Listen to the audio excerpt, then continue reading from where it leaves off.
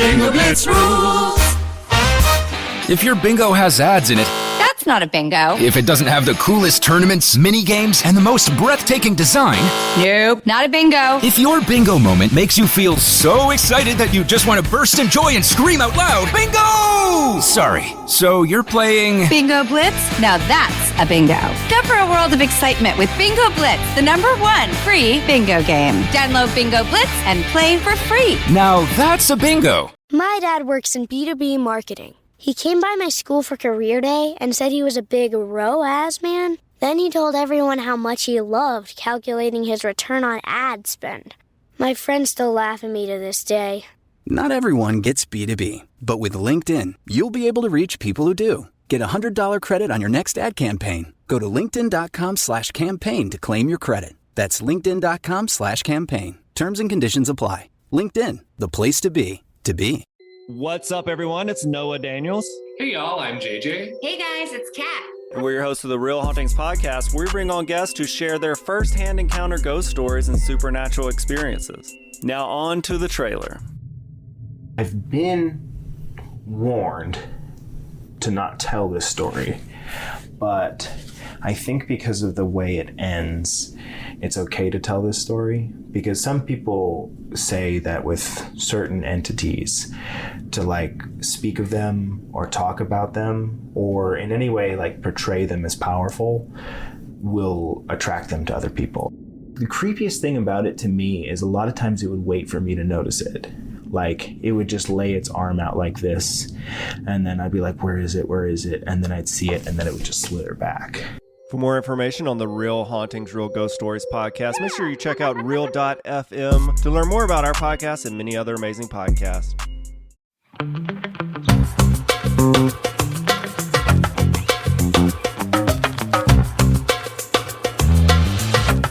Hello, everybody, and welcome back to another episode of Don't Blame Me. Do. Oh. It's not up. You gotta turn it up. Fuck. It's not a good one. What did you want? Let me try another. Stop! Touch it. It'll stop.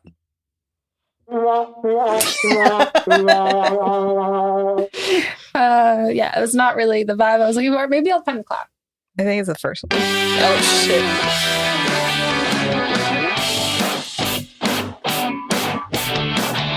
It's a new theme song. Hell yeah.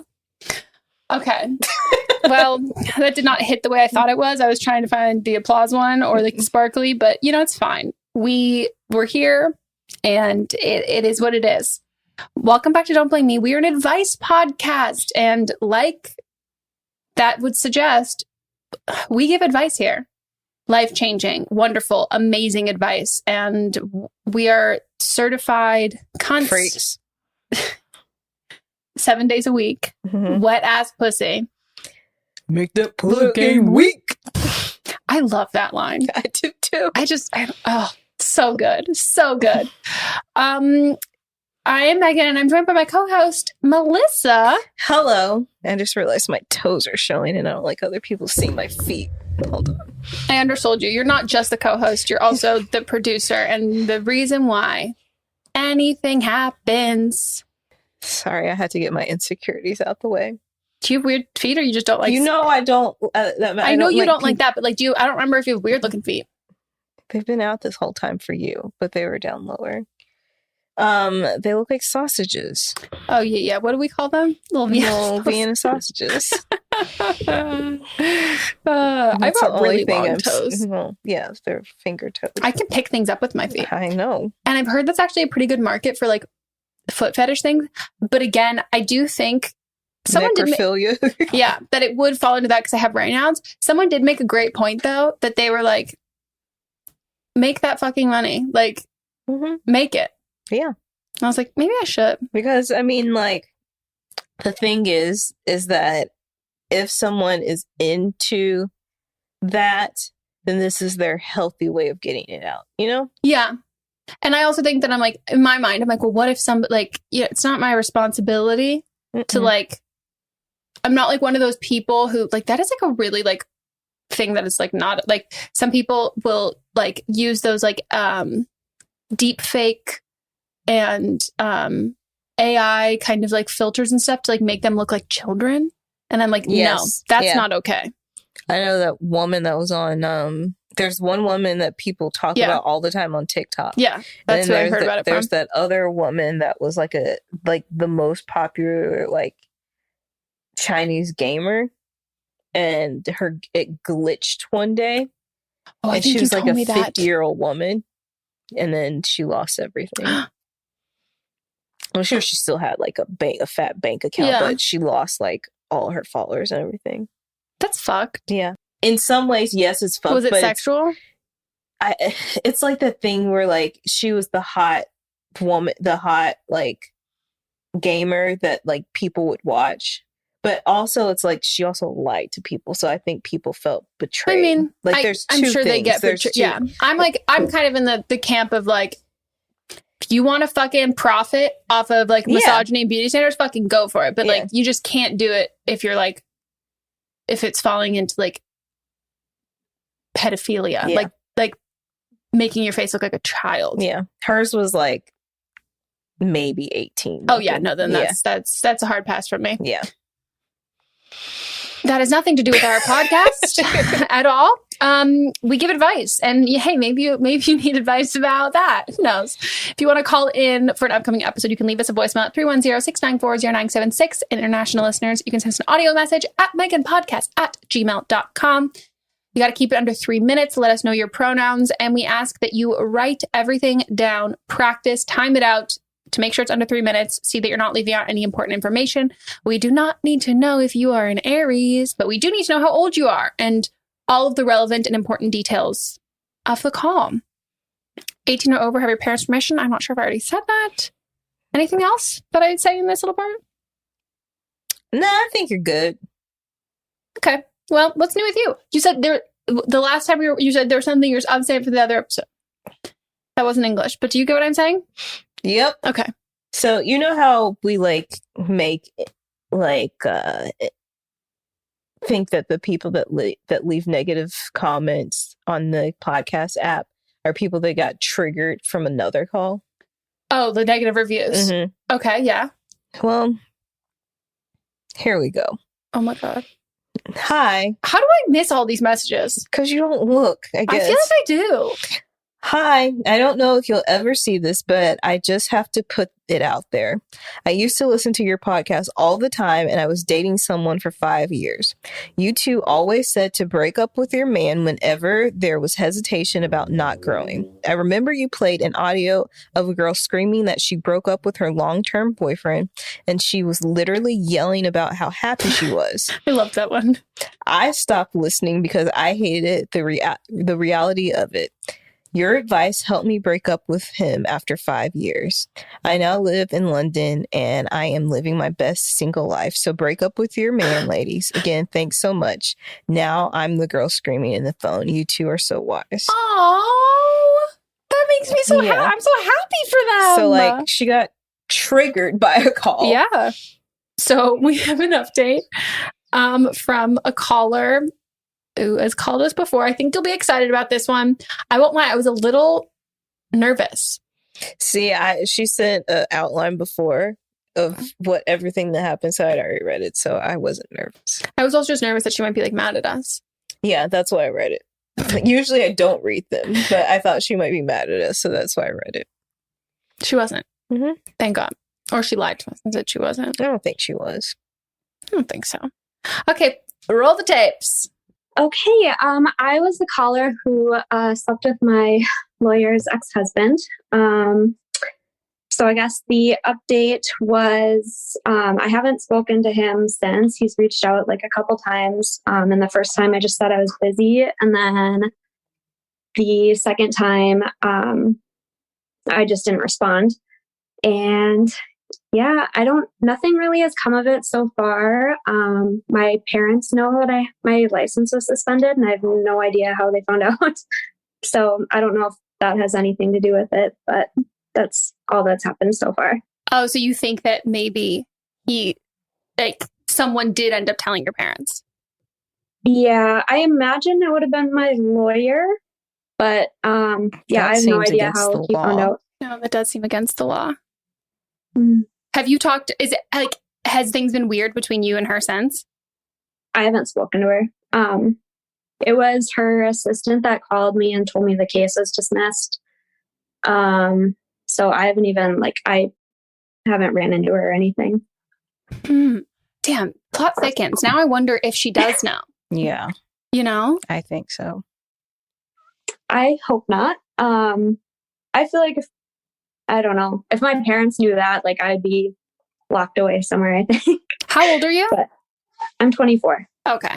Well, because I'm trying to think if there would be a way. Are you still on your parents' insurance? I am under my mom's, and that's why I'm kind of confused that they didn't know before, because now everything is wiped off of my record. But this time last year, it would have been there. So, yeah. Oh, and the DUS, I got it because I had a seatbelt ticket. It wasn't from a DUI or anything. Okay. So that's how it all started. Wait, so a seatbelt, you got a seatbelt ticket. I'm just curious, how does it, you got a seatbelt ticket and then, because I've only ever heard of suspended licenses for drinking. So do you get a ticket and then if you don't pay it, you get suspended? Yeah. I don't get it. Yeah. I thought it only came from drinking too. So that's kind of why I didn't know my license was suspended. What happened was I've actually had a story like this. What? I actually have a story like this, but keep going. Oh, okay. Damn. January last year, I got pulled over for not wearing my seatbelt. And the way the officer worded it, he made it sound like it was a warning. So I didn't pay anything until I got something in the mail that said my ticket was late. So then I went online and I paid it. Still didn't know that by it being late, it suspended my license. And so I was also supposed to call and reinstate it. So I have purchased and registered a new vehicle. Since then, I have had a background check for a new job. I've changed my address, on the DMV website when I moved into this place. And it never came up until I got pulled over back in May. Oh my God. That gives me so much anxiety. I can't even imagine. Yeah. Also, I would like to apologize for, I basically, I don't know if I said it, my thought process in the call, I was there's such a slim chance that it was a fluke of the system, but you were a fluke of the system. I apologize for thinking you weren't a fluke of the system. And I also apologize because when I turned 22, so I had, no, actually it would have been my 23rd birthday. So I got pulled over for speeding, going to work. I was going 90 and a 70. And I mailed in the money for my ticket and they lost it. And I never knew that they lost it. And so it never got there. So then for my 22nd birthday, I was going to renew my license because that's when it expired. And they were like, your license is suspended. You can't. So I'd been driving a whole year on a suspended license and I didn't even know it. And so I had to go to the courthouse, pay $600 or something, and then go get my license renewed. But this all happened on my birthday. Dude, fuck that. Yeah. Wow. That sucks. Yeah. Luckily, my reinstatement fee was only $50. Had I known it was suspended, I would have fixed it immediately. Yeah, so it just kind of sucked. Yeah. Yeah. You know, I how do you feel about the hooking up with him now? Now that the dust has settled even more than just the 24 hours later realization, you're shit. I'm still every time I think of it, I'm still stressed. I just feel so it's not my MO to be very messy. The whole phase and everything is very fun, but I'm usually not causing problems. So that was kind of it's just, I don't know how people can cheat and do it just feels awful. So it sucks, but it happened. And I think the worst part is I can't really change anything that I did. I just have to kind of deal with whatever comes my way. Well, I also think that everyone is going to do some shit that we're embarrassed by, or that we don't, if we could do over again, we would change it or anything like that. But the only thing we can do afterwards is be I don't know, it's kind of touching something that's hot, being oh, that is hotter than I thought it was. Damn, I shouldn't have done that. Well, I'm not going to do that the next time. And we all have to learn, we all learn those kinds of lessons and ways. I have done some like stupid, messy kind of shit. And like, you know, the older you get, or just as time moves on, you're like, ooh, wish I didn't do that. But to be fair, at certain points, it's like, well, maybe if I didn't do that, I would have done something else. And like, I can like learn how to, you know, not do this kind of thing again. And it will hopefully most likely prevent from more mess. And we all have messy moments. Right. It happens to the best of us. Well, thank you for giving us the update. I would like to, again, apologize for assuming that you had like gotten a DUI or anything like that. That was just my ignorance of like the law and like understanding how it works. I don't blame you. I didn't mean to like brush over the detail of it. It was more like I was explaining the connection to like the whole situation, but I would have assumed the same thing. Like when she told me my license was suspended, I was like, how? Did I get a DUI that I don't remember? Yeah, exactly. Yeah. Oh, well, thank you so much for giving the update and everything. And forgive yourself, like really forgive yourself in this situation. Cause I don't even think it's necessarily like something I mean, I guess forgiving yourself is the right word, but just like, it was a lesson learned that happened to have like a penis attached to it, you know? Like, yeah, got a lot of those. Yeah, sometimes that just fucking happens. We've all learned a lesson with a penis attached. Yep. Cool. Well, thank you so much. Yes, thank you. Have a good one. Bye. You too. Bye. And we are back. We didn't go anywhere. Well, we're wearing different clothes. Oh, we are. Did you change? Yeah. I had on another black shirt. It Yeah, didn't I was have like, sleeves. I don't fucking remember. It didn't have sleeves. It had a little collar. It was button up. Big changes over here in this household. Great. I'm happy to hear that also that got dropped and she doesn't have to. The case got dismissed and all that. Yeah. And I'm also happy that we were wrong. Me too. You know? And I'm mad at myself for not thinking about my own instance when that happened to me. That's so funny. Well, sometimes those things just like bury and like, hey, it was terrible. It was like my worst birthday. And my friends had like thrown me a surprise party, but I never came because I was dealing with all that stuff. And I was like, why didn't y'all tell my sisters? Because then they would have known. Because they like, yeah, that would make sense to tell. Like, you had a surprise party, but didn't invite my sisters. So yeah, it's that's pretty fucked up. y'all. Surprise party. Yeah, it's a good thing you didn't go. Fuck them people. Well, first call. Hi. My name is. I'm 18 and I go by she, her pronouns. And really, I'm just looking for general advice. So for context, as is the case with many girls my age, you know, I've had crushes before. I've had many guys who like me back, etc.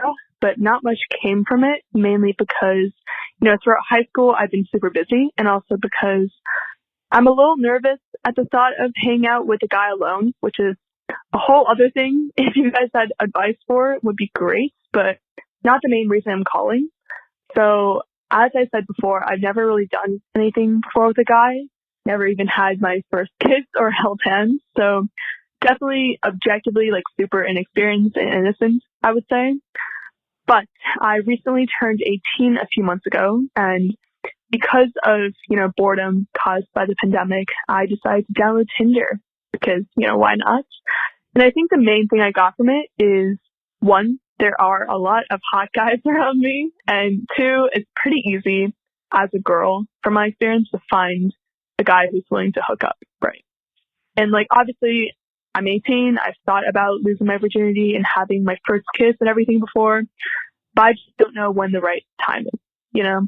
Like, I'm not super obsessed with the concept of the virginity, and that I don't think it will fundamentally change who I am. But my philosophy is that since it's the first time I'm doing something, it should be under good circumstances and overall enjoyable, because I'll probably remember it forever and don't want it to be a bad memory. But like, I've met people on Tinder that I feel like I'd be happy going out with and, you know, seeing where things go. But since you guys have a lot more life and relationship experience than me, I was just wondering whether you guys think, you know, with everything you guys know now at your age, whether you think I'll regret having my first kids or like losing my virginity to some Tinder guy I might never see again versus a boyfriend.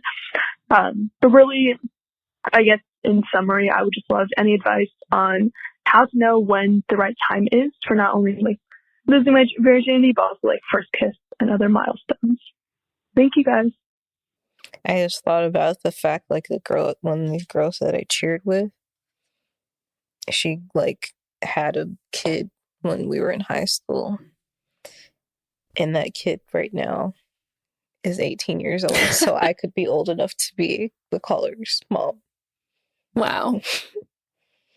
I would not be old enough. No. I do feel old. I agree with you that, Tinder is easy to find. You can hook up with, it's pretty easy to find somebody to hook up with on Tinder. Why do you want to lose your virginity? Just to do it, just to get it over with? I think that also you will not remember, like, barely remember. I as someone who, I was saying this while the call was playing to Melissa, like, I had sex for the first time, lost my virginity to like my high school boyfriend who I was like deeply in love with. And the most I remember about the situation was that Sydney almost walked in on us. Like, I have more of a memory of me and Sydney laughing about it afterwards than like him sticking his dick in me for the first time. Like, I hardly remember it. I have to really think about it to even remember. Yeah. So, I think people put a lot of like emphasis on virginity and what it is. And I mean, you even said you were innocent, like what it stands for. And I think that you shouldn't, first of all, you're scared to even be alone with a boy. So I don't even think virginity, like, quote unquote, losing your virginity. Yeah. Sexy time that's like further down the road. Like, you're not even comfortable being alone. So don't think about having sex for the first time. Just think about talking to a guy if that's what you want. Yeah. I mean, I think there's no quote unquote right way to do this. Mm-hmm. I think it like changes for every single person. The only universal thing that I would say is like separate your first kiss from the first time you have sex, because like I don't think those should be the same time. What about those people that are like on those shows where they've never done anything with their partner and they kiss for the first time during the wedding ceremony? I mean, I personally, as someone who was attending the wedding, I would not like to see that. It's always so much tongue that's just outside of the bows. Yeah, the fact when I could see two people's tongue, disgusting. But separating the first kiss from the first time you have sex. And then the thing I would say is like, I've had conversations with friends, since high school, like about this subject specifically. And you have to figure out what the end goal and what you want is. Because I think like, yes, like it should be like a comfortable, safe situation the first time. But what do you picture? What for you afterwards are you going to need? Because I have friends who like did the whole, like, I want to get it over with. And I have friends who are like, no, I want to wait until wanted to wait until they were in a relationship. And then there are people who like think they kind of fallen in between those things. But most of the time you do fall into either one of those. You just have to be really honest with yourself. So like my friends who were like, I just want to get it over with. They would hook up. They like found a guy at a party that they were at, like college weekend. Some guy they like didn't know their name, like was never going to talk to them ever again, and just like wanted to be done, then came back. Or like over a summer at like camp with someone, but it was like, I just want to get it done, and like I'm great, perfect, awesome. So there's no expectations for like, are they going to call me afterwards, like, or whatever. Like that was like, they didn't want that. Like you have to think of what you want after it happens. And I think if you want, I want that person, like, I don't want to like never speak to them again. Like, I don't want it to be like this complete, like after we do that, we never talk ever again. Then you have to talk with yourself a little bit longer. And it's like, okay, well, do I want to date that person afterwards? Or would I be okay then just becoming friends with them afterwards? And like, whatever, blah, blah, blah, all of that kind of stuff. And I think that that's kind of where the choice is like, you have to unpack more of what you want. And I take away like not thinking about like the actual act of it all, because regardless of who you have sex with, it's first time is pretty much the same across the board. But it's, what do you want after the fact? How do you want this relationship with this person to be afterwards? And if if you don't want to never see them ever again, then my advice is wait until you're in a relationship. Yeah. But also, unless you're going to just like have sex in the front of people, she's not even comfortable being alone with the guy. Well, no. So yeah. I think like for that advice, I think maybe it doesn't necessarily have to be the guy that you're going to have sex with, but like maybe go on some group dates with some guys, like with your friend. You guys double date or something and hang out and become comfortable that way, and then do some one-on-one hanging out. And and also being in the pandemic, like social skills are off as they are anyway. So yeah, my biggest piece of advice for people who are dating, who have like not had sex yet, who aren't waiting till they're married to have sex, and aren't like looking for other people who are also waiting till they're married to have sex, but just happen to have not had sex yet and are looking to do that in a relationship, is being upfront and honest.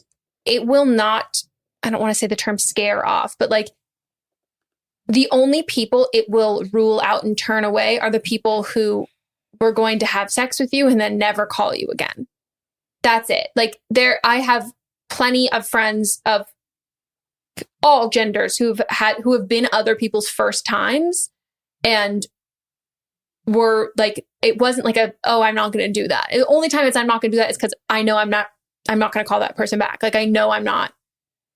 So it does rule itself out in a way with that. But I think, I also think that like this is so. There's so many like you said, holding hands, kissing, like all of those things. You have all of those like firsts to come, and like Melissa said, if you're not even comfortable being alone on a date with someone, I don't think that you are the person who's trying to just get it over with. Mm-hmm. So I think that like meeting someone, getting to be comfortable with them, and then any of the intimacy stuff that happens on its own schedule and at its own pace, like with that person. But I think for you need to be with someone who you feel comfortable with your clothes on before you're comfortable naked with them inside you. Mm-hmm.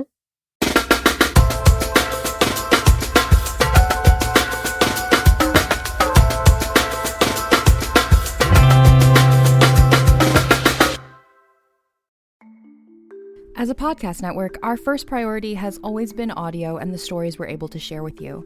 But at Realm, we also sell some pretty cool merch, and organizing that was made both possible and easy with Shopify. When you think about successful businesses like Aloe or Allbirds or Skims, an often overlooked secret is the business behind the business that makes selling and, for shoppers, buying simple. For millions of businesses, that business is Shopify. That's because nobody does selling better than Shopify. It's the home of the #1 checkout on the planet. And the not-so-secret secret that's definitely worth talking about is that ShopPay boosts conversions up to 50%. That's more happy customers and way more sales going. If you're hoping to grow your business, your commerce platform better be ready to sell wherever your customers are scrolling or strolling, on the web, in your store, in their feed, and everywhere in between. Businesses that sell more, sell on Shopify. Upgrade your business and get the same checkout we use with Shopify. Sign up for your $1 per month trial period at shopify.com/realm, all lowercase. Go to shopify.com/realm to upgrade your selling today. Shopify.com/realm.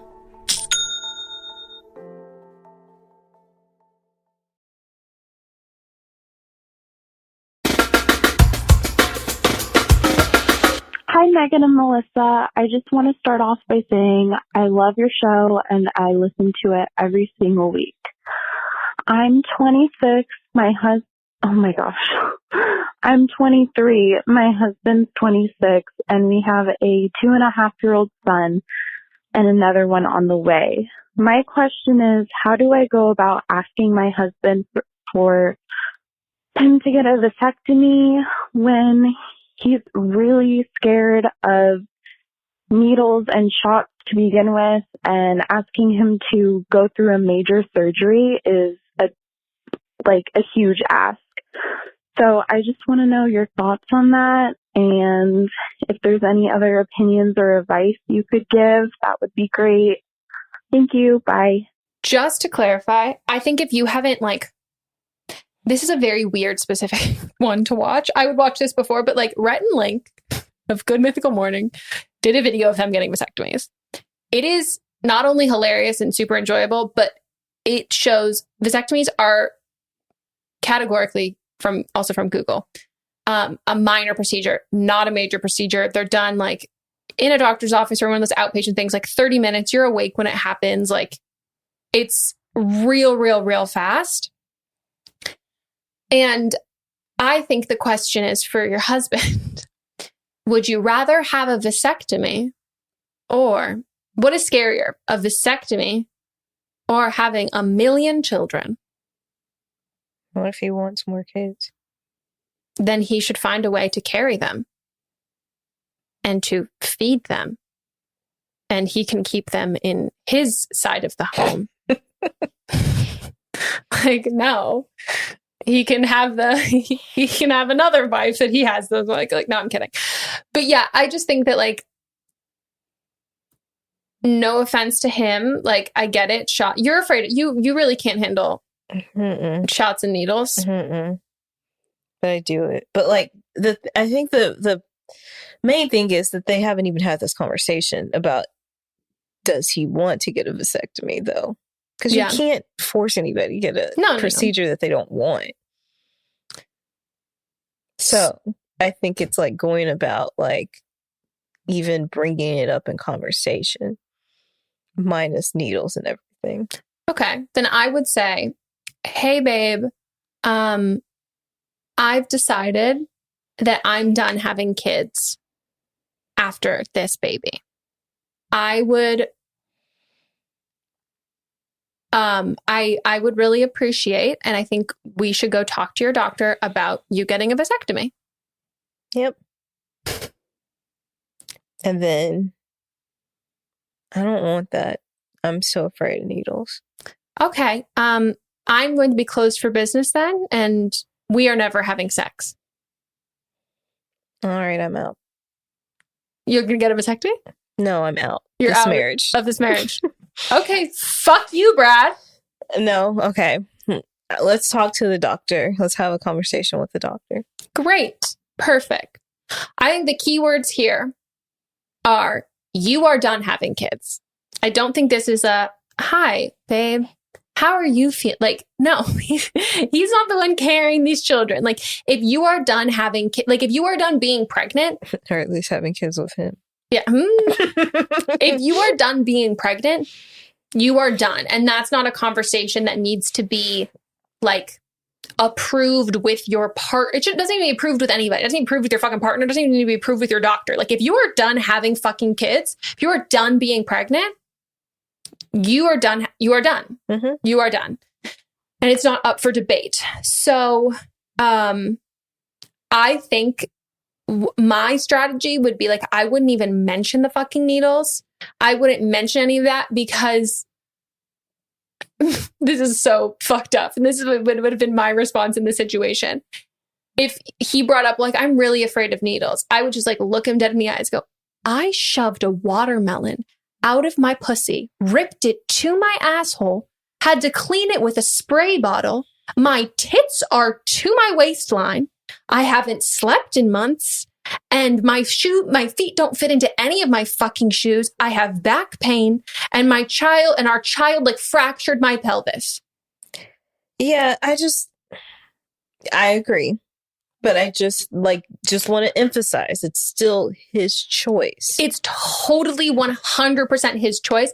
But I just think that I would hope that he would, in his response to it, would be either A, I totally understand her and what she's saying. I've got this needle thing. I'll do some meditation stuff. I'm not going to put that on her and make her feel this is something like to feel guilty for anything. Like, if anything, like she's put her body through so much, and like, I can work through this and do all of that kind of stuff. But I think if you bring it up, it's kind of one of those things that's like, I think the first conversation needs to be about, do we want to have more kids or not? Like, if they haven't had that baseline conversation, then that's where it needs to start. But I think if she doesn't want to have more kids, if she does, I know, but it's still she's telling him, like, hey, I don't want to have more kids. Like, you need to get a vasectomy. That is then maybe it's, I don't want to have more kids. Let's I'm going to talk as soon as we're done with this pregnancy. Let's go to our doctor and talk about birth control. Like, let's talk about our options and keeping it open in that. Mm-hmm. Because I also think that, like, if you don't want to be on birth control, you don't want to have a hysterectomy, which is that's a major surgery. Yeah, but like a lot of times, if you're done having kids, they'll just do it while you're already open, like when you have the baby. I think you can only do it when you have a C-section. Yeah, that's what I'm talking about. Oh, yeah, but not if you're delivering vaginally. No. But yeah, I think that, like, then you pose all of the options. But I think if you don't want to take birth control or hormonal kind of stuff, and y'all don't want to use condoms. Well, I was gonna say then the next thing is condoms, and so, like, there is like a give and take on both sides of this, and if he's not comfortable getting a vasectomy, then you both need to be okay with condoms. And then at the same time, like, then understanding that there is like a risk that I think it's still, it's almost the same as it would be with the vasectomy. Yeah, but there's less it's a user error versus like statistic, like, sort of thing. That's what it is. Gross. But yeah, I would hope that your husband wouldn't like guilt trip you about this. But I think the thing is, like, yeah, that's the only other like option. It's either like, okay, if you don't want to get a vasectomy, then we're going to use condoms. And that needs to be okay with like all of the parties. Yeah. Because if you don't want to have more kids, and I mean, like, there's a compromise in here. Hi, Megan and Melissa. I love your show so much, but I have something that's been stressing me out, and I would love to hear an outsider's perspective and get your advice.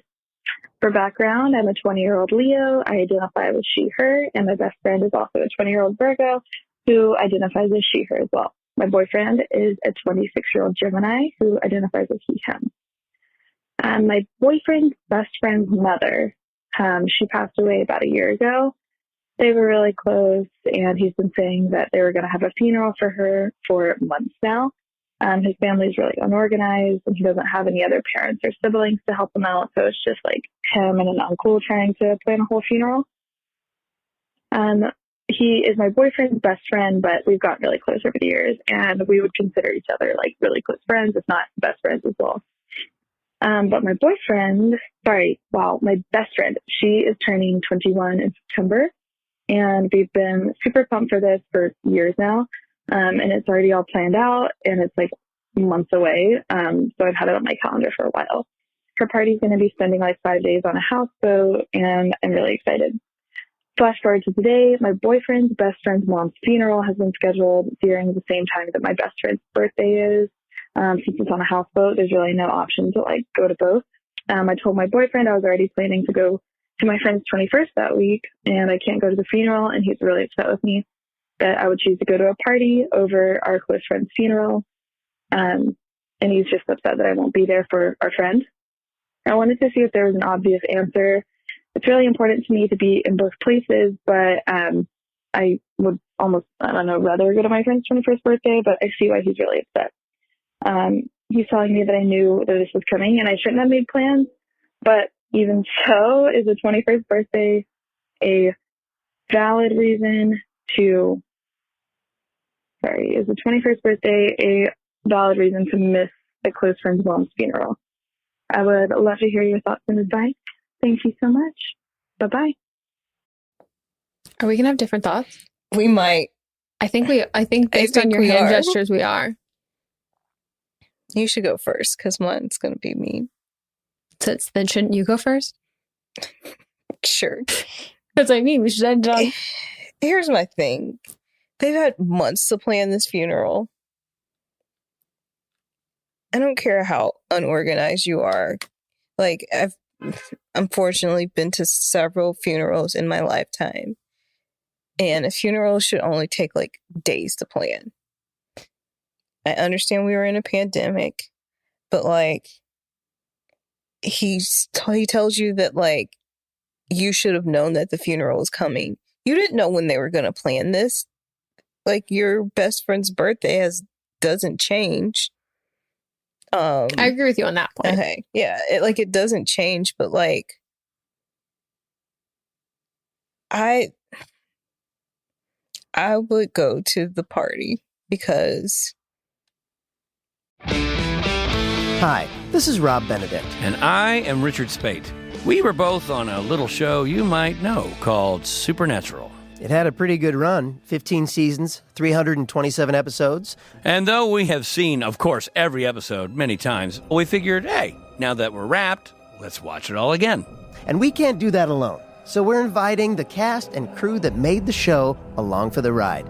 We've got writers, producers, composers, directors, and we'll of course have some actors on as well, including some certain guys that played some certain pretty iconic brothers. It was kind of a little bit of a left field choice in the best way possible. The note from Kripke was, he's great, we love him, but we're looking for like a really intelligent Duchovny type. With 15 seasons to explore, it's going to be the road trip of several lifetimes. So please join us and subscribe to Supernatural Then and Now. Again, they've had months to plan, and then I don't understand why it took that long. I think it took because he's 20, so depending on like when it happened, he's either like 19 or 20 planning it, and his uncle was helping. That's it though. No other but I guess it depends on like that's if him and his uncle are planning it, or like he's planning it. The only other living relative he has is his uncle, so like maybe his uncle is helping, but we're unsure. But if you're doing a funeral, like you go to a funeral home, they plan everything. Yeah, you just have to show up. Yeah, I mean, I can imagine it being pretty hard as like a young person who was probably in school at the time too. That like, I don't know, maybe there was like a long time period of like something with, I don't know how the person passed away, but like with remains and body and that kind of stuff could be like difficult in that sense. I agree in that, like, to assume that like you're not going to make any plans ever until this thing happens without kind of like a spitball of like, I think we'll do it in like September. Then I think it's like, okay, I have a thing this weekend, but like, and whatever. But like, I think that, yeah, to assume that like you're not going to make any plans until it happens, I think that is preposterous and like not going to happen. I feel like, but also like on top of that, if it's taking that long to plan and you're as close as you say you are, then like, why didn't they run dates past everyone? I would rather go to the birthday party. I totally see that. And I totally agree with that. But I think who is going to miss your absence more and who is going to like be more affected by your presence there and who really like needs you more in the situation. Because the way you've described it is like, you basically said these two people are your best friends. Like you said, we've gotten incredibly close. I would even consider him like a best friend. I think you have to kind of ask yourself, if the roles were switched, if it was your other best friend, like, is it the fact that like, you would just rather go do something more fun and like a party aspect of it? Or is it like, yeah, I don't know. I think it sucks. And I know that it's a houseboat, but I do think that like houseboats are usually docked somewhere and they're not like riding around the entire time. Yeah, but they might not be close to the coast, you know? Like yeah. And it'll take a couple hours. Yeah, to get but there. I mean, take your boyfriend out of the picture. How do you feel telling your friend, I'm sorry, I'm not going to be able to come to your mom's funeral? And then you're posting on Instagram of being like on a houseboat for like a 21st birthday. Like, take your boyfriend's opinion out of it and all of that, and like make it be like you and your friend, and you have to tell him and like not tell your boyfriend to tell him, and then make whatever choice feels right to you. See, for me, it's like he's already had all this time to mourn. This is just like the final goodbye. And it's like, if he really wanted me there, then you should have asked the date. Well, I think that's why they need to have a conversation. It can't be through your boyfriend. If I had like waited months after, let's say my mom died, and I wouldn't expect people to put their lives on hold. If she already had this planned and she's had it planned for a while, then I would be like, I understand. Yeah, but I think that's like, I also think there's a high chance that like, again, because it has been so far in advance and like he didn't clear the dates with anyone, that like, it's an automatic assumption not everyone's going to be able to come, especially if like you want someone to come, you would have cleared the dates with that person. But I think that's why you have to talk to him and not your boyfriend, because it might just be and be like, you can say like, hey, whatever your boyfriend's name told me that the funeral is planned for this weekend. I don't know if he told you, that's like the one weekend I have another thing that I'm like one of my friends like thing, we're going away for a weekend, and I obviously like really, really want to be at your mom's funeral. And if you really need me there, I can cancel that. But I just want to like check in with you and like see where you're at. Like, if like, because I think like, does it suck that you're basically saying like, if you need me there, I'll be there. But like, I think there's a high likelihood that like, he's assuming not everyone's going to be able to come. I think that like for me, the only way I would be able to go to like the party over the funeral is if I had a conversation with them. They're like, oh my God, you're fine. Like, do not worry. Yeah, I'm not saying don't go without a conversation. But I think that like that's, and you can read it in the situation yourself that like, I think if there's any sort of hesitancy or anything like that, I don't think there's any way you're going to feel morally okay going, but you have to have that conversation, because right now it's being like told to you through your boyfriend, and like it's just not, it doesn't have the same kind of like, you can't read the situation the same way or anything like that, because I think your boyfriend also might be projecting like what he would want in that situation. But yeah, you have to have that conversation. I would send, if you don't go, I would send flowers for the funeral. Yeah. And I would send a sweet, nice, long message to your friend and be like, if you want to call me later tonight, I'm around, like I'm available. And I wouldn't post things of you being on the houseboat, because even if he's like totally cool with it and it's fine, it is pretty hard when you're having like a really, when you have like those really big grief moments in your life, and then you see everybody else acting normal, which is valid and fair, but no matter any pre-existing conversation you have with them, like it can feel pretty shitty. Hi, Megan. I'm 24. I started binging your podcast a little while ago, and I've decided that I needed to call in. In 2018, in March, I ran into my dad at the Walmart, and I saw him buying condoms, and I thought that was odd, since I knew he had a vasectomy, and I knew that he was with my mom, and they were happy, so why would he be buying condoms? Fast forward another year, turns out I found out that he had been cheating on my mom with some woman in Brazil. He traveled a lot for work and had met her on travel. I confronted my dad. He said that they were in an open relationship and everything was fine. And I was like, all right, cool. Never said anything to my mom. Fast forward another year, pandemic hit, March of 2020, and I was living at home again, and I was able to see everything a little too closely. And I noticed that my dad was spending a lot of time away from the family, not really wanting to do things with the family. I then went on his phone again and confirmed again that he was still speaking to this woman. In August of 2020, he went on a month-long trip to Spain and Italy and another place.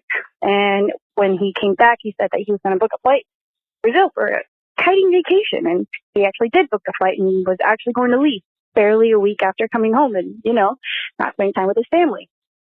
And that's when I confronted to my mom about the other woman, and she was not at all happy about it. And so they started fighting and trying to work things out. And my relationship with everybody got kind of shoved under the back burner. And I'm to a point where I feel as though my feelings are just not validated or invalid because they are trying to move on and they're trying to move forward. And I just was left on the back burner, essentially. I never got to talk to my dad really about how I truly felt. I never really explained or expressed to my mom about how I really felt. And when I tried to, she would just kind of devalue how I was feeling. And I just wasn't feeling heard or listened to, or like the upset and hurt that I was feeling was in line with how they were feeling. Like it wasn't genuinely happening to me. Like I wasn't the one being cheated on, so I shouldn't be as upset, even though my father lied to me twice, multiple times, actually more than twice, about this other woman. And I feel hurt. I feel lost. And at this point, I want to just cut my parents completely out of my life. And I know that's not the best thing to do. So I could use some advice. Thanks. Holy tits. This is a lot. I can't even imagine running into your dad buying condoms. Gross. Disgusting. Also, my dad's like, both of our, well, your dad's older, but we have old dads, so. I wouldn't even ask. No, just like, okay. And just pretend I wouldn't see him. Like, it's like a teacher you see, like, out of school. And it's like most places where you get condoms, too. Somebody has to come open the glass thing. Stop. I would be so... I can't. This is why I used to buy, like, pregnancy tests and all of that shit in high school. Like, at the fucking Molly Stones, all the way far the fuck away. So I wouldn't see anyone I knew. Okay. This sucks for like a multitude of reasons. I'm gonna give her a pass for not saying my name because she said she's binging episodes and she might not have caught up to me being on the show Oh yet. yes. If you watched the video version, you saw our reactions. Mm-hmm. The gall. This is hard because you are not a lot of parents think of like when their kid grows up. Some parents are, that is still like my child. That is a literal kid. I will baby that person for the rest of my life. And then there are also some ones where it's like, you are an adult. Like, this is not your kind of business. And that's kind of what it seems like with what your parents are doing, is that you are not really being treated as a child from a traumatic home. Like, do you know what I mean? Like, in that kind of sense. But at the same time, that kind of like compassion and understanding should be there. And like, you shouldn't be fighting in front of your kids, regardless of how old they are. Like, you shouldn't be like having all of this kind of shit like blow up in your face and all of that stuff. And if they want to move past it, that is their prerogative. And if they don't want to hear you out, you can't force them to, but you can cut them out. And like, if they can't meet your needs and desires and communicate with you and make you feel like heard and validated and all of that kind of stuff, like, you don't have to put up with it. Like, if you have specific needs and they aren't being met, it is completely valid to step away from the relationship for indefinitely or until they can do that. Yeah. I think I agree wholeheartedly with Megan. But if you would like something to be pissed about that doesn't have to do with the affair that he can hear you out on, is that he was traveling a lot during the pandemic and away from this woman. I wrote that down. And bringing like her juices and all this stuff back into lung juices, I should say, back into your home. And that's what, if they won't hear you out about the affair, then you can go in on him about that and get angry about that. Yeah. I mean, I would say, I would have a conversation with your dad. Yeah. I think from what you've said, your anger with your mom is towards the fact that like you aren't feeling validated and heard. Yeah, I don't think your mom is the factor in this. No, well, I think the thing with your mom is like your mom is not validating your emotions and all of that kind of stuff. And that is like, yeah, it's not a mature thing to do. Yes, yes, this happened to you, but like your kid has been affected in all of this. And like in an ideal world, she would hear you out. But I also think in that ideal world where she listens to you and she hears you, I don't think it's going to change there's nothing she can really say. Who you really have the like origin of this issue with is with your dad. Yeah. But, and going on to what you were saying about your mom too, maybe she just doesn't want to live through it again. Yeah. But I mean, I think there is a responsibility, like as a parent, if that kind of comes in there, if your kid is trying to talk to you about something and you just like completely shut it down and like, no, I'm not going to talk about that. Like, I think it also depends on what you're saying. I think if you're like, you have to divorce dad, like he's the worst. And she's like, I'm working through this. I need you to respect my decisions. But at the end of it, like I think if you had a conversation with your mom, like, I don't know what, I think you're still going to have these feelings. And like you said, I think like it sounds like she's kind of working through this and trying to move past it. And that is not something that you are involved in. And like, I don't mean that in like a fucked up kind of way, but like that has nothing to do with you. What does have to do with you is your dad lying to you. And so I think that's who you need to like, I mean, if you have to ambush him, like on like during like when he's like, you know where he is or something, or you just are like, we're going to have a conversation right now. And I'm not taking no for an answer, and have that conversation with him. But I think ahead of time, figure out what you're looking for in this, because when we have like expectations or what we need from people and all of that kind of stuff, it can sometimes feel like, oh, they're shutting us out. They're not doing any of that. And all that is them saying, I'm not going to meet your expectations. I'm not going to do that. And that is there's nothing you can say to change my mind. There's nothing you can do. And that is when you cut your losses. Like at a certain point, if you are trying so hard with them and you are not getting anything back, that's, I think that is not a relationship or a situation that is fulfilling and healthy and helpful for you. And nor is that like a parental kind of guiding and like nurturing sort of relationship. But I don't think that there's anything wrong with cutting family off at all. And again, it doesn't have to be permanent. And also, I don't think there's anything wrong with cutting off family permanently. There's like a lot of stigma around that, and like this whole like Kodak view and concept of like your nuclear family and like, oh, blah, blah, blah, blah. I don't buy into that shit. But also, like to go off that too, like, are you mad because they're not handling it in the way that you want them to handle it? Or is it the fact that they're simply, I mean, not simply, but it's very complex that they're not taking your feelings into consideration? Or is it a mixture of both? But if it's because they're not handling it the way that you would have handled it or you want it handled, then you can't hold them at fault for that, because they're their own people as well. And I would want to know, like, what are your feelings? Mm-hmm. Like, what do you want? And what are the things that they're not taking into account with this? Because you should have never been involved in the first place. Mm-hmm. And like, you were involved, and that's like no fault of your own. That's your dad. But yeah, what do you want, and what are your feelings about this? Because I think if you want them to break up, or I don't know, like, is he still with that woman? Because it lasted for years.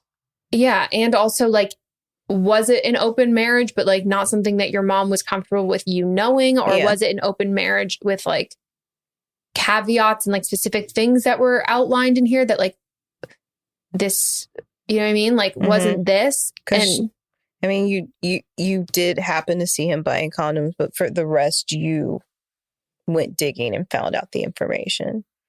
So, Oh yeah, because I don't think you're buying condoms to bring to Brazil. Right. That was like she saw the condom buy in 2018. Yeah. And then like when she noticed that her dad wasn't there during the pandemic, because she moved home during the pandemic, and she noticed that he wasn't there a lot. And so that's when she went snooping in his phone. Yeah. Because like why did he tell you guys he was gone? Yeah. And then your mom was just okay with it. So it sounds like she might have known, and she might have got upset because now you knew. Yeah. I mean, a lot of people have different arrangements in their marriages and all of that kind of stuff. And it's not your marriage. So you can't control what they do or how they react and respond to this kind of stuff. Yeah. And I think you also have to figure out like if you feel like you're being held in the dark, like, what do you want? Like, what more do you really want to know? Or is it in your mind, he betrayed my mom, he's a piece of shit, they need to get divorced, and like we need to all cut him out, and she's not on that same page. Yeah. You also like are totally entitled to have a relationship with one of your parents and not both. Would love to get an update on this and know. I think you should chew out your dad for whatever you need to fucking chew him out for. Or and maybe then go to family therapy, and then you can be on a neutral ground and say what you need to say there. Yeah. It's pretty hard to pay people to go to family therapy if they don't want to. Yeah. But I think there's like, you can talk to your dad and chew him out for like whatever. But maybe honestly though, maybe the person you talk to is your mom, and you're like, this is what, like, can I be clued in on like what's happening? Can you like, and like from a judgment free zone from you to like understand more. And if that would make you feel better, but your goal can't be to get her to be a certain outcome. Don't blame them time. This is where a listener will call in with their own advice from a previous episode. So maybe they have personal experience, maybe they just love the sound of their own voice, or they have something else to add. I'm Megan and Melissa. I'm calling in for a Don't Blame Them for Season 8, Episode 7, about the caller whose husband wasn't respecting her boundaries in regards to nipple play. Unfortunately, I had a similar experience with my ex, but with anal sex. And no matter how many times I said I didn't like it or ended up crying because it was too painful, he would ask again and again. And it was easy for me to justify his actions because ultimately I was saying yes to it. But anything less than an enthusiastic yes isn't consent.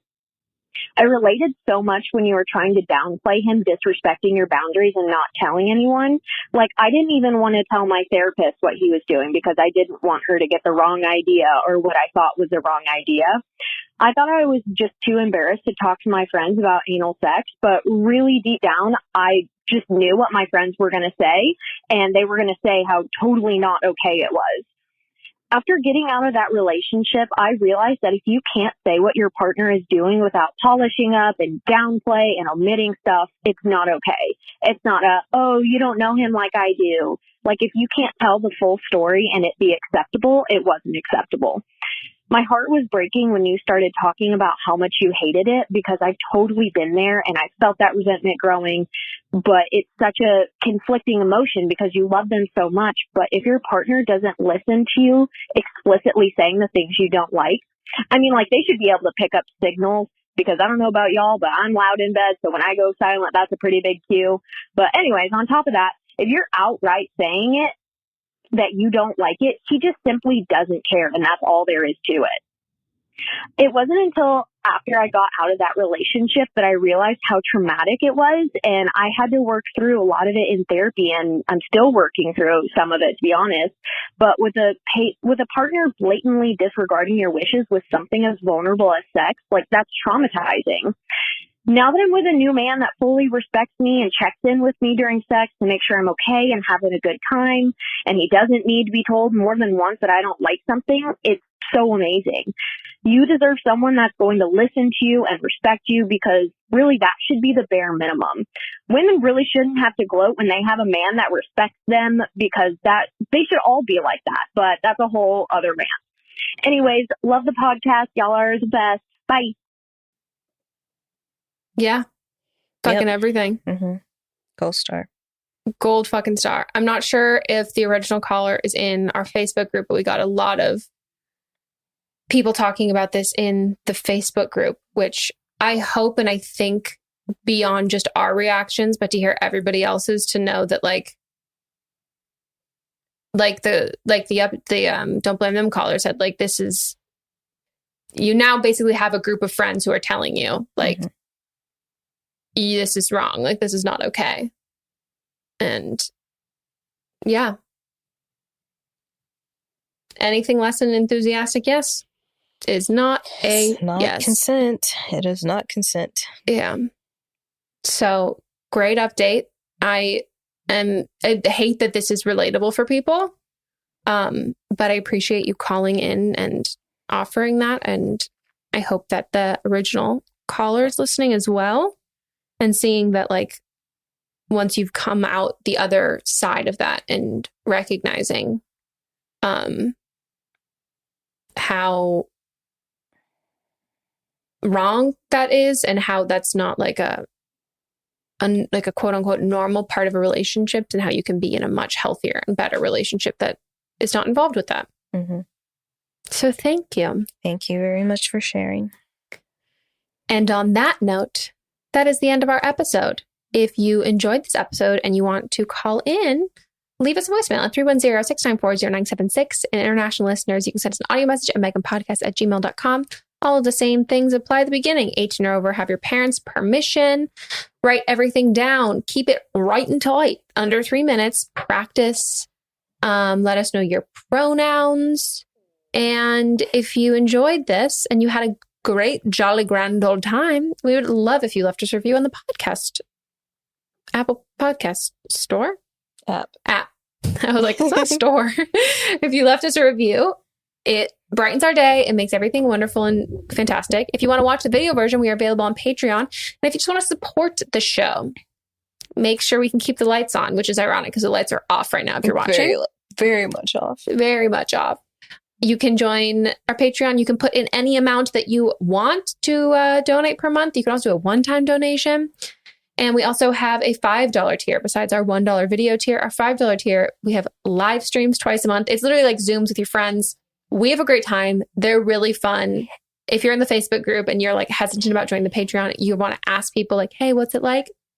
I'm sure, I can hope some people will give some glowing reviews. We have a great time. We are on socials everywhere. TikTok, we created one. Instagram. Our merch. That's what I was about to say. Oh, go. You do it. So we've got some merchandise. You sound like you're selling like sketchy shit from the trunk of your car. So we've got some merchandise. Comes in 3 colors. Ribbed for her pleasure. Baby blue. A nice pink. A nice slate gray. They're very soft, very durable, and very just like appetizing to the eyes. 2 of them say "Don't blame me," but in different fonts. Another one says "Therapy." The ones that say "Don't blame me" are embroidered. The one that says "Therapy" is screen printed. I feel like when you put your body in these, you're gonna be my fan. It's gonna take you to another level. It's like, you know how we always say, like, when somebody's so obsessed with you that they want to wear your skin. Now you get to wear "Don't Blame Me" on your skin and get to be inside of it. Ew. So please, if you're going to fuck our podcast, that's how you do it. So please, take out your phone right now. Go over to don'tblameme.show, or go to by Melissa and Megan, or go to either of our Instagrams and just tap your little finger on the link and it'll take you straight to our store. Enjoy. And I'm gonna pee myself. I was like squeezing my legs. I was like, I can't. Too fucking funny. Well, anything else? No, my presets are out. Your birthday's tomorrow. Go wish Megan a happy birthday. I thought that was in the other episode. No, this is the second Holy episode. shit. Okay. Yeah, my birthday's tomorrow. Everybody go wish me a happy birthday.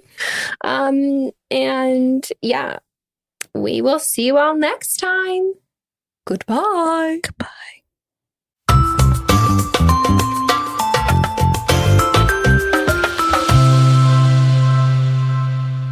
Don't Blame Me is a production by me, executive produced by Melissa D. Monts, edited by Katrina Henning, and music by Ryan Hunter and Giacomo Picasso. With something like 5 million podcasts, finding a really good one can take a ton of time. So let me recommend one. It's called Something You Should Know. I'm the host, Mike Carruthers, and in each episode, we discuss topics that can be really helpful, like how to read people better, the psychology of crowds, or fun things like the story of Legos, or why you probably wouldn't be here if it weren't for horses. Something You Should Know is the name of it, wherever you get your podcasts. Do you love Disney? Do you love top 10 lists? Then you are going to love our hit podcast, Disney Countdown. I'm Megan, the Magical Millennial. And I'm the Dapper Danielle. On every episode of our fun and family-friendly show, we count down our top 10 lists of all things Disney. The parks, the movies, the music, the food, the lore. There is nothing we don't cover on our show. We are famous for rabbit holes, Disney-themed games, and fun facts you didn't know you needed. I had Danielle and Megan record some answers to seemingly meaningless questions. I asked Danielle what insect song is typically higher pitched in hotter temperatures and lower pitched in cooler temperatures. You got this. No, I didn't. Don't believe that. About a wish coming true?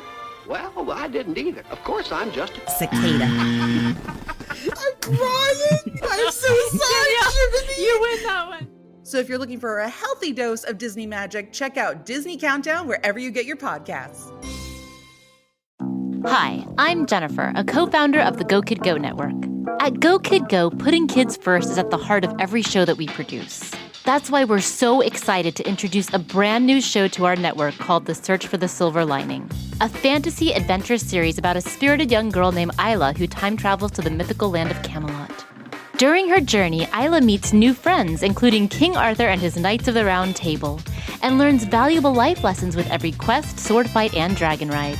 Positive and uplifting stories remind us all about the importance of kindness, friendship, honesty, and positivity.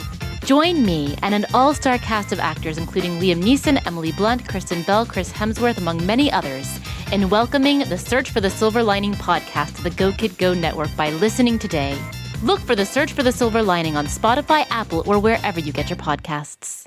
Hey, are you ready for some real talk and some fantastic laughs? Join me, Megan Rinks. And me, Melissa D. Monts, for Don't Blame Me, But Am I Wrong? We're serving up 4 hilarious shows every week designed to entertain and engage and, possibly enrage you. And Don't Blame Me, we dive deep into listeners' questions, offering advice that's funny, relatable, and real. Whether you're dealing with relationship drama or you just need a friend's perspective, we've got you. Then switch gears with But Am I Wrong, which is for listeners who didn't take our advice and want to know if they are the villains in the situation. Plus, we share our hot takes on current events and present situations that we might even be wrong in our lives. Spoiler alert, we are actually quite literally never wrong. But wait, there's more. Check out See You Next Tuesday, where we reveal the juicy results from our listener polls from But Am I Wrong? And don't miss Fisting Friday, where we catch up, chat about pop culture, TV, and movies. It's the perfect way to kick off your weekend. So if you're looking for a podcast that feels like a chat with your besties, listen to Don't Blame Me, But Am I Wrong on Apple Podcasts, Spotify, or wherever you get your podcasts. New episodes every Monday, Tuesday, Thursday, and Friday.